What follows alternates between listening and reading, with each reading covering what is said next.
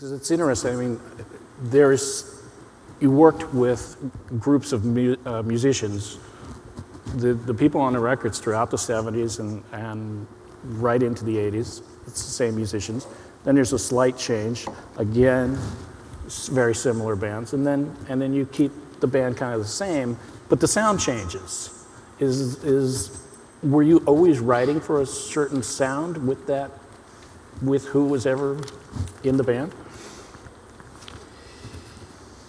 No, I was always writing to. I mean, I have to say that the albums got made based on who I was able to get to play on the records. And when I released a greatest hits compilation that had 32 songs on it, it was one of the great pleasures of my life to figure out the credits and to write these credits out and to see that I had played with Jim Gordon and with Jim Keltner and with David Page and with Billy Payne and with a lot of great players who I may have only gotten to play with once or twice. But that was the thing about being in my early 20s in Hollywood and hanging around sessions and trying to find out who to call and who to, especially because you have one shot to make a good record of a song, and of course in those days you needed more than ever to have someone's permission to spend the money to make the record. So I would say that the sound of the records were very much a product of prevailing styles and uncovering certain kinds of things in the technology. I mean, at a certain point, people began miking drums in a very close way and putting them on multi-tracks, and suddenly you had, well, if you listen to the way Russ Kunkel played on Doctor My Eyes, we actually cut the whole track to him playing congas. And I think I played piano on that song, and I wrote it, it's almost like folk piano. I don't know how to describe it. No really good piano player can really even play it because it's so dumb. It's really my thumbs playing the octaves, and they're just going dung dung dung dung dung dung dung dung dung dung dung dung. And if you get a good piano player to try to play it, and this happens all the time, they go dip, bap, bip, bip, they're playing the way a good player would play. But we had a bass player, Lee Sklar, and we had Russell playing congas and piano, and to me it sounded like the Beatles,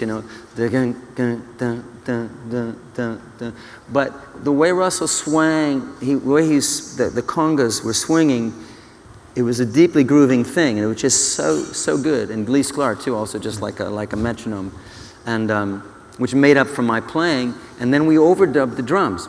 Well, what happens later when people like Val Garay and David Hassinger, the sort of record plant, not record plant, but Hollywood, the record, I guess it was next to Hollywood, like Hiders, no, it was called the Sound Factory.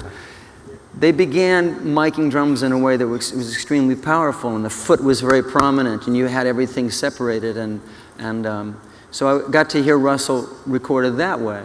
And so the technology plays a huge role in the way music sounds in any particular time. Because no one was really doing anything more than just making up stuff at the time that sounded good. So, and I believe in the day, they were called head sessions, and as opposed to sessions that were written by someone and brought in with an arranger. And the first sessions I went to that my songs were being recorded at were for, like, the Nitty Gritty Dirt Band was recording one of my songs, and they were in there and had a 3-hour session. They were going to do 3 songs in that 3-hour session, and someone had made charts and arranged the band for that, to try to get 3 songs out of 3-hour session. And of course, I put a stop to that because I had an idea. I suddenly had and it took them about half an hour to talk me out of it, so that in the end, they didn't have, like the time to do 3 songs in 3 hours. It was a very unmusical idea that I was pretty much set on. And other times I'd be at sessions, and I remember once when Don Randy was the piano player on that session, actually. He finally just sort of pulled me down. He said, here, sit next to me. It was sort of like babysitting me, like, so I'd shut up and stop talking to the drummer. But those were called head sessions because you got players to come in and play whatever they could think of at the time. And the downside of that was that my friends like Glenn Frey and John David Souther were in a duo, and they made this record. They had all these great songs, and it was a duo called Long Branch Penny Whistle, and Jimmy Bowen's label had hired them, and they made a record in a few days. And on this record, you had Ry Cooder, Larry Knechtel, Jim Gordon. You know, you had the best players of the day, and it didn't sound like anything. It didn't sound like them. It didn't sound like these players, and it didn't sound like John David and Glenn, what we know them to have contributed. The monsters that they are just didn't have an airing because I think it was done in a very sort of, and it rightfully, I mean, it's sort of, we had an attitude then, and it kind of still prevails among some rock writers, you know, about session guys. Like, they don't really, it's not nearly as good as what guys who can't really play can make up given enough time, you know. And you know, and I'm kind of an example of both things, because I have had nothing but time to like edit.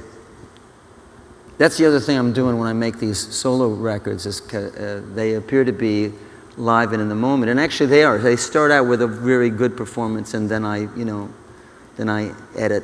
Then I go to work just like the same way you would, you know, on something that you're trying to make perfect. The only good thing in saving things is that you can't really go all the way with that. You can't, you know.